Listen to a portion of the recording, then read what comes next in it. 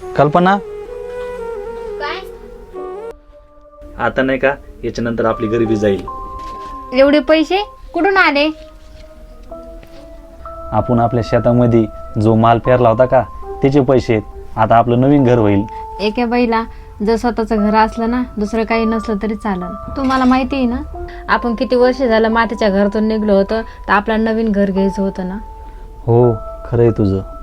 हे घ्या पैसे, कपाटामध्ये ठेवून या. बर.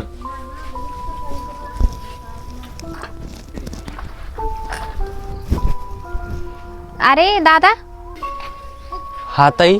अचानक इकडं न सांगता? ताई, मला वाटलं तुला सरप्राईज द्यावा, पण तू तर मला बघितलं. बरं आधी सांग, आई कशी आहे? हा, एकदम चांगली आहे. बरं तू बस, मी पाणी घेऊन येते. हा ठीक आहे. दादा, हे घे पाणी.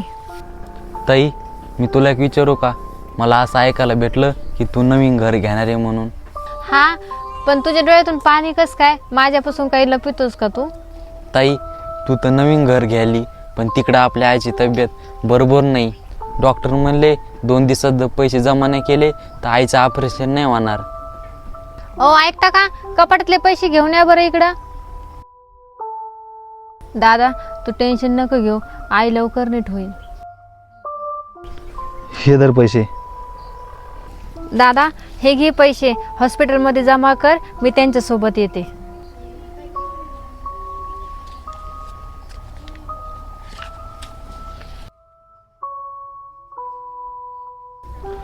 मला वाटतं आपण घर घेऊ शकत नाही. आहो, ते घर कोणत्या कामीचं की त्या घरात आई नाही म्हणून? घर तर आपण नंतर घेऊ, पण आईला जर काय झालं तर मग आपण आई कुठून आणणार? एक गोष्ट लक्षात ठेवा, आयुष्यामध्ये सगळं काही भेटल, पण आई वडील कधीच नाही भेटणार. हा, खरं बोलतेस तू. आई वडिलाशिवाय दुसरं काहीच नाही आयुष्यामध्ये.